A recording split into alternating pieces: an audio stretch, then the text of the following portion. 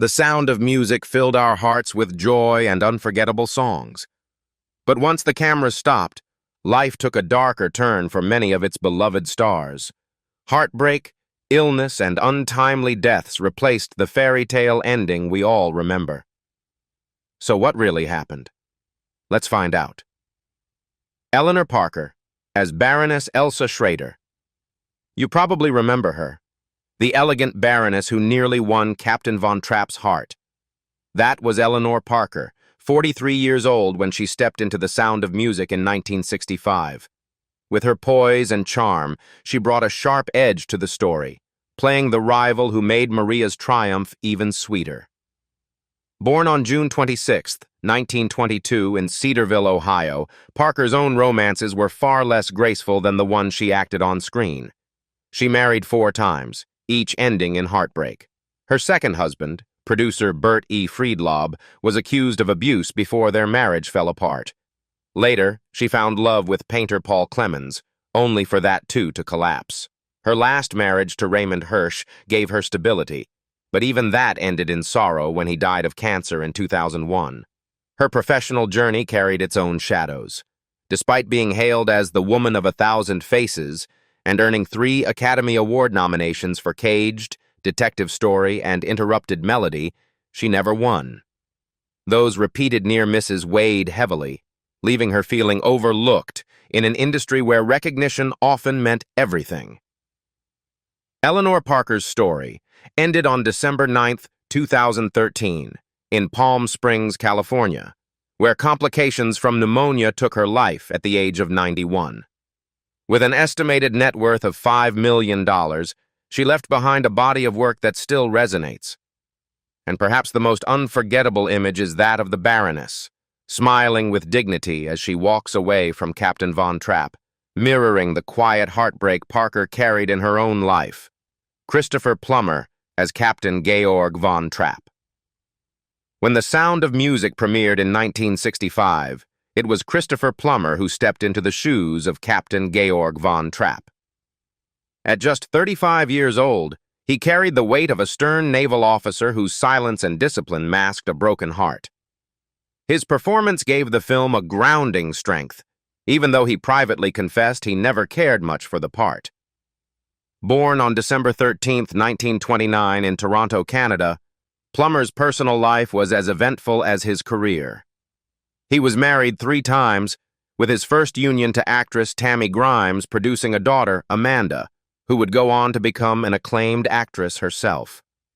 That marriage ended in divorce after just 4 years, and his second, to journalist Patricia Lewis, collapsed too, though not before surviving a harrowing car accident in London that nearly claimed her life. Only in 1970 did he find lasting stability with actress Elaine Taylor, who remained his partner until the end. But even as his career soared, his private battles nearly consumed him. In his younger years, Plummer leaned heavily on alcohol, using it as an escape from pressure and loneliness. He admitted that those years of drinking brought chaos, strained relationships, and could have derailed the career that eventually made him a household name. Conquering those demons became as much a part of his legacy as the roles he played. On February 5, 2021, tragedy struck when Plummer suffered a fall at his home in Connecticut, leading to a fatal head injury. He was 91, with his wife Elaine by his side. His net worth was estimated at $20 million, built on more than 70 years of stage and screen triumphs. Peggy Wood as Mother Abbess. Think back to that soaring voice guiding Maria with "Climb Every Mountain."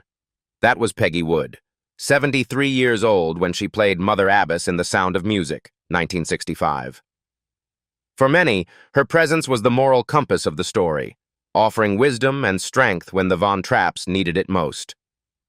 Born on February 9, 1892, in Brooklyn, New York, Peggy's personal life carried quiet sorrows. She married twice, but both unions ended in widowhood. Her first husband, writer John Van Alstyne Weaver, died of tuberculosis in 1938, leaving her to raise their son alone.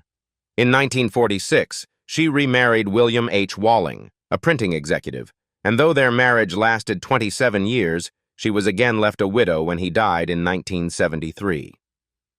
Behind the elegance of her performances, Peggy carried habits that worsened her health. She was a regular smoker, and the years of strain took their toll on her heart and overall strength. Still, she worked tirelessly across stage, screen, and television, building a career that spanned more than half a century.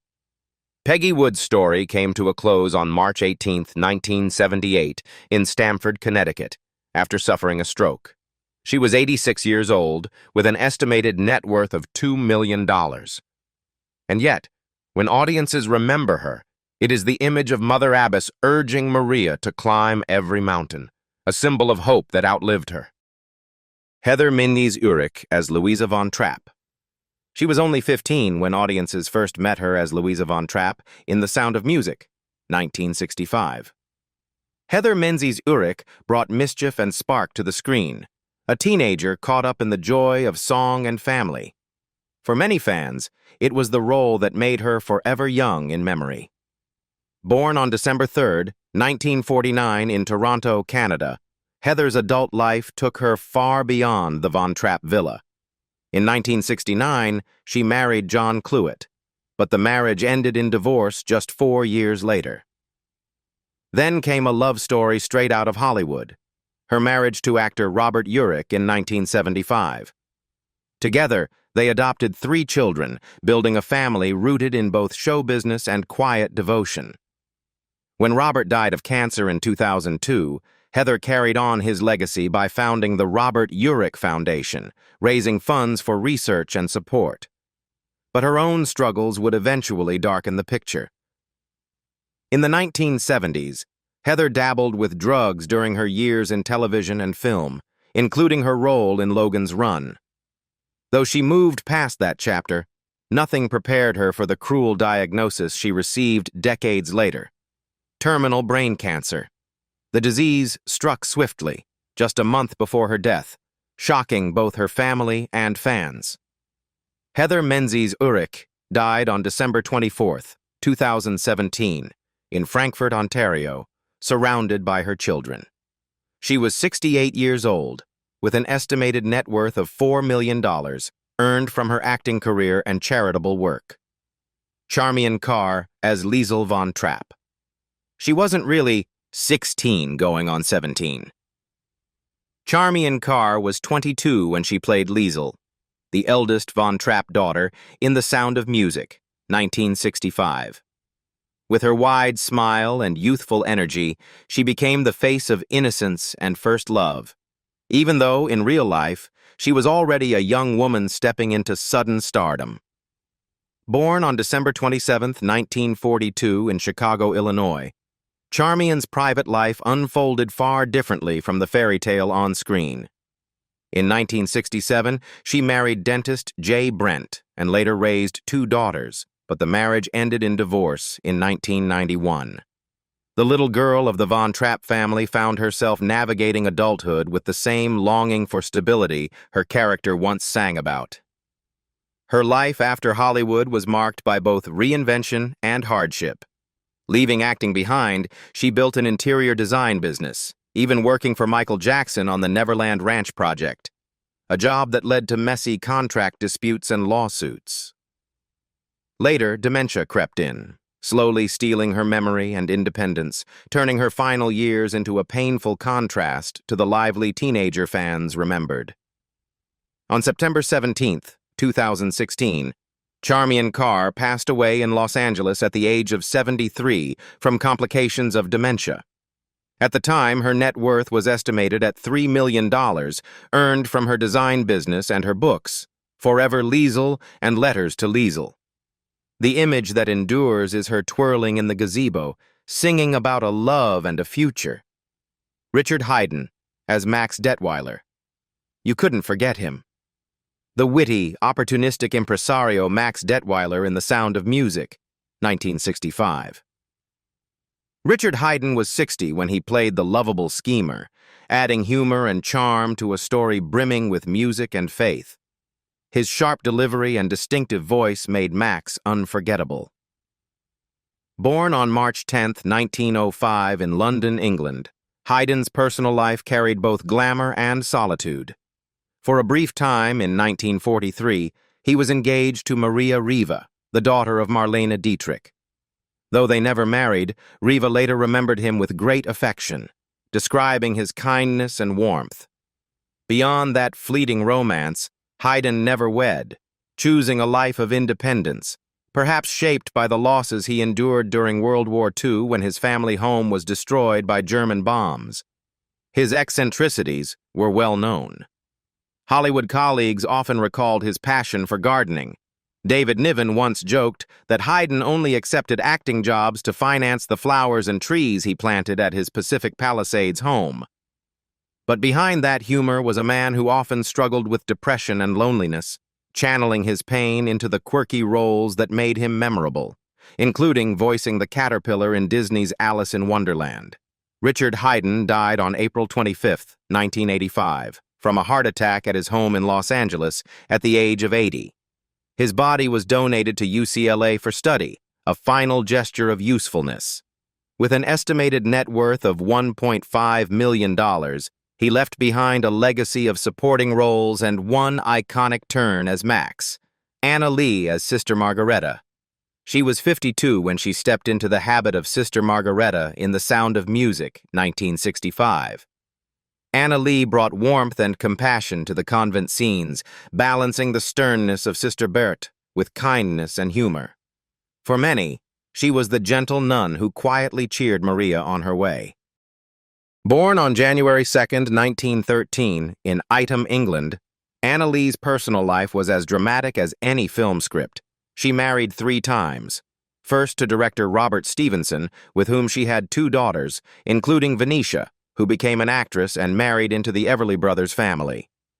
Later, she married George Stafford, a pilot she met during a USO tour, raising 3 sons before divorcing in 1964. Her final marriage was to novelist Robert Nathan, lasting until his death in 1985. But tragedy followed her into later years. In 1981, a devastating car accident left her paralyzed from the waist down, forcing her to spend the rest of her life in a wheelchair. As if that weren't enough, she also endured the heartbreak of losing a son in a plane crash. Despite these sorrows, she persevered, finding new purpose through her long-running role as Lila Quartermain on General Hospital and even receiving the honor of Member of the Order of the British Empire in 1982. Anna Lee passed away on May 14, 2004, in Beverly Hills from pneumonia at the age of 91. Her net worth was estimated at $3 million, the result of decades of work across film and television. And though fate confined her to a wheelchair, fans will forever remember her not for the pain, but for the grace she radiated on screen, especially as the kind-hearted Sister Margareta. Portia Nelson as Sister Berthe. You might not recall her name right away, but you'll surely remember her face. Portia Nelson was 45 when she played Sister Berthe, the sharp-tongued nun in The Sound of Music, 1965. At that age, she was already a seasoned performer, and the role gave her a place in one of the most beloved films of all time. Born on May 27, 1920 in Brigham City, Utah, Nelson's private life carried both secrecy and strength. She never married, living discreetly as a lesbian during an era when Hollywood was far from welcoming. Away from the spotlight, she built a life of resilience, balancing nightclub performances and Broadway roles while quietly keeping her truth guarded. But her battles weren't only private, they were physical. In the 1990s, throat and tongue cancer, which she blamed on years of singing in smoke-filled clubs, stole the soprano voice that had carried her career. Still, she continued to write, becoming known for her self-help classic, There's a Hole in My Sidewalk, and earning tributes from friends like Marilyn Horne, who performed Nelson's song Make a Rainbow at President Bill Clinton's inauguration. On March 6, 2001, cancer finally claimed her life in New York City at the age of 80. With an estimated net worth of $2.5 million, she left behind music, books, and words of self-discovery. Her ashes were scattered in Kolob Canyons, Utah, a childhood refuge. Marni Nixon as Sister Sophia. You know those voices in the movies that sound almost too perfect? Well, chances are you were listening to Marni Nixon. At 35, she appeared as Sister Sophia in The Sound of Music, 1965, but her real claim to fame was as Hollywood's hidden soprano, dubbing the songs for stars like Audrey Hepburn in My Fair Lady and Natalie Wood in West Side Story. Most people saw other faces on the screen, but it was Marni's voice they were actually hearing. Born on February 22, 1930, in Altadena, California, Nixon's personal life was just as eventful. She married 3 times, beginning with composer Ernest Gold, with whom she had 3 children, including Andrew Gold, the singer-songwriter behind Lonely Boy. After their divorce in 1969, she remarried twice, first to Lajos Fritz Fenster, and later to woodwind player Albert Bloch, who remained by her side until his death in 2015. Professionally, she battled frustration. While her voice carried some of Hollywood's greatest musical moments, her name was rarely credited. She even had to take legal steps to secure royalties and recognition for her work. And just as she finally began receiving her due, cancer struck. Breast cancer in 1985, again in 2000, and then its return years later. Marni Nixon passed away on July 24, 2016, in New York City at the age of 86. Her net worth was estimated at $2 million, the result of decades of uncredited brilliance and eventual acclaim. More than Sister Sophia, more than the hidden songs, her legacy is the voice itself, pure, soaring, and unforgettable, long after the spotlight faded. Ben Wright as Herr Zeller. Remember that cold, sharp Nazi officer who put pressure on the Von Trapps in The Sound of Music, 1965? That was Herr Zeller, brought to life by Ben Wright at age 50. He wasn't the hero, far from it. But without him, the family's desperate flight over the mountains wouldn't have carried the same weight. Born on May 5, 1915, in London, England, Wright lived a life that balanced family and career. His first marriage, to Joan Kemp Welch, ended without children. But in 1951, he married Muriel Louise Roberts, and together they raised 2 children, a son and a daughter. Their marriage lasted until the very end of his life. Ben Wright's legacy is heard as much as it is seen. A talented voice actor, he became Roger Radcliffe in Disney's 101 Dalmatians, and, decades later, Grimsby in The Little Mermaid. Radio audiences also knew him as Sherlock Holmes and as Hey Boy on CBS's Have Gun, Will Travel. Yet behind the microphone, he dealt with health challenges, and late in life underwent surgery that his body could not withstand. On July 2, 1989, Wright died in Burbank, California, from heart failure following surgery. He was 74, with an estimated net worth of $1 million. For some, he will always be Herr Zeller, stern and unbending. But for Disney fans and radio listeners, his voice remains a comforting presence, proof that even villains can leave behind something cherished. Doris Lloyd as Baroness Eberfeld. Do you remember the lavish party scene at the Von Trapp villa? Among the guests was Baroness Eberfeld, played by Doris Lloyd at age 69. By then, she was already a familiar face in Hollywood, having appeared in over 150 films across silent pictures, talkies, and even Disney's Alice in Wonderland. Born on July 3, 1896, in Liverpool, England, Doris came from a theatrical family and first performed with the Liverpool Repertory Company. In the 1920s, a trip to visit her sister in the United States turned into a permanent move, and she quickly found herself working steadily on Broadway, in films, and even in the famous Ziegfeld Follies. Unlike many of her contemporaries, Doris never faded. She adapted, decade after decade, to whatever Hollywood offered. But her long career didn't shield her from fragility.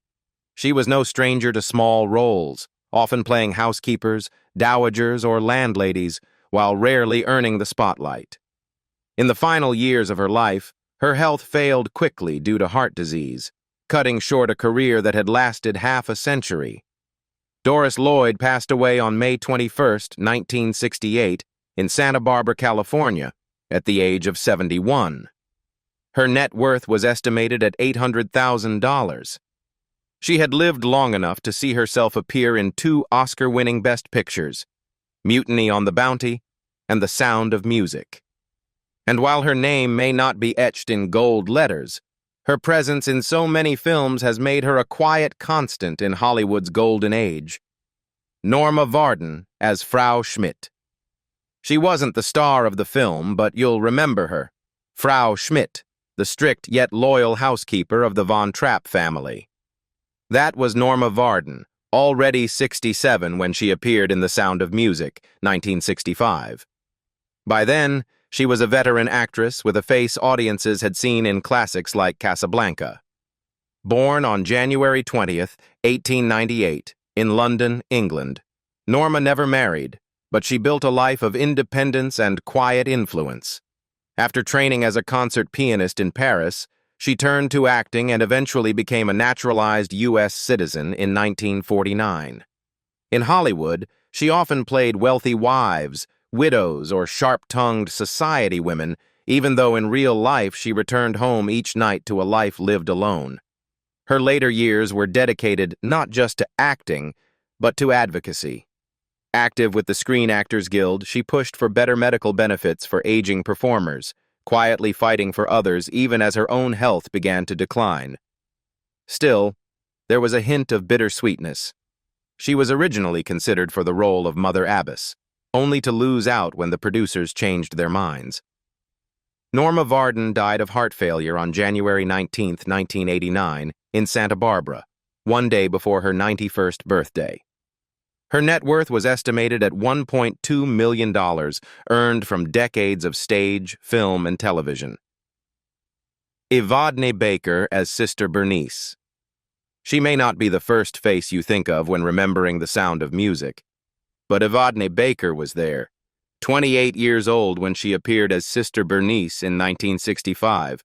Her role was small, yet her life story was anything but. Behind that quiet presence in the Abbey lay a past filled with brilliance, pain, and secrets. Born on August 19, 1937, in Cape Town, South Africa, to a family of French, Dutch, and German descent, Evadne was raised with discipline and art. She trained as a ballerina from childhood and even modeled for Vogue. In 1964, she married actor Arch Whiting, but details of their marriage and whether it lasted remain scarce. Much like the private life she fiercely guarded. Her struggles, however, were heartbreaking. At just 14, while under the care of writer Laurens van der Post, she gave birth to his child after suffering statutory rape, a trauma she carried in silence. Later, her dreams of ballet collapsed when Sadler's Wells Theatre rejected her for being too tall. Though she found work in film and stage, her career never blossomed as expected, and health problems shadowed her later years. Evadne Baker died on January 17, 1995, at the age of 58, reportedly from illness, though the exact cause was never publicly confirmed. Her net worth was estimated at $300,000. Today, she is remembered as one of the unsung faces of The Sound of Music, a woman whose brief moment on screen belied the storm of tragedy behind the scenes. Julie Andrews as Maria Von Trapp. And then, of course, there's the heart of it all, Julie Andrews. She was 30 years old when she brought Maria Von Trapp to life in The Sound of Music, 1965, the role that cemented her as Hollywood's golden voice. With her clear soprano and radiant presence, Andrews became not just Maria, but a symbol of hope and joy for generations. Born on October 1, 1935, in Walton-on-Thames, England, Andrews' personal life was as public as it was complex. She married set designer Tony Walton in 1959, and together they had one daughter, Emma Walton Hamilton, before divorcing in 1968. A year later, she wed director Blake Edwards, with whom she adopted 2 Vietnamese daughters. That marriage lasted 41 years, until Edwards' death in 2010. a loss Andrews endured with grace, though never without grief. Her greatest tragedy came not in love, but in her voice. In 1997, a throat surgery went wrong, costing her the singing voice that had defined her. She fell into depression, even suing the doctors responsible, before reinventing herself as an author and narrator. Cigarettes, once a light habit, had not helped her vocal health, and the loss of her voice marked the darkest chapter in an otherwise luminous career. Now, Julie Andrews is 90 years old, living in Sag Harbor, New York. With a net worth estimated at $30 million, she devotes her time to writing children's books, theater, and charitable work for young people. She is the last living star of the film's central cast, and for millions around the world, she will always be remembered standing on that hillside, arms outstretched, as the music carried her voice across the mountains. Daniel Truhitte as Rolf. He was the boy every teenage girl swooned over, tall, blonde, and with a smile that promised first love. But in The Sound of Music, 1965, Daniel Truhitte's Rolf wasn't just Liesel's charming dance partner. He became the face of youthful innocence twisted by ideology. At only 22 years old, Truhitte lit up the screen in that snow-kissed gazebo scene, never imagining that one role would follow him for the rest of his life. Born on December 1st, 1943, in Orange, California, Truhitte seemed destined for the stage from a young age, combining natural talent in singing, dancing, and acting. His good looks and musical skills landed him the role of Rolf Grimm, a character who starts as a romantic sweetheart but ends as a Nazi messenger. But off-screen, Truhitte's own life was about to face challenges no script could prepare him for. In 1966, only a year after the film's release, he joined the U.S. Marine Corps and served during the Vietnam War until 1968. The experience toughened him, but it also left scars. When he returned, he tried to rebuild a career, performing on stage, in opera, and in concerts, even sharing stages with legends like Judy Garland, Frank Sinatra, and the Rat Pack. Yet the glow of his Hollywood debut cast a long shadow. His first marriage to Suzanne Lips in 1969 ended quickly, bringing financial and emotional strain. A second marriage to actress Barbara Lee in 1974 gave him a daughter, Jennifer, but frequent touring created distance at home. On top of it all, he wrestled with the feeling that audiences would never see him as Daniel, only as Rolf, the boy who betrayed Liesel. Now, Daniel Truhitte is 81 years old, still performing at select events and attending Sound of Music reunions. His net worth is estimated at around $2 million, built from stage tours, music performances, and royalties tied to the film. He lives quietly in California, devoted to family and community, often reflecting that Rolf was a lifelong lesson about forgiveness, redemption, and the power of change. Their journeys may have ended, but their legacy lives on through every note of The Sound of Music. Which story shocked you the most? Don't forget to like, share, and subscribe for more untold Hollywood stories.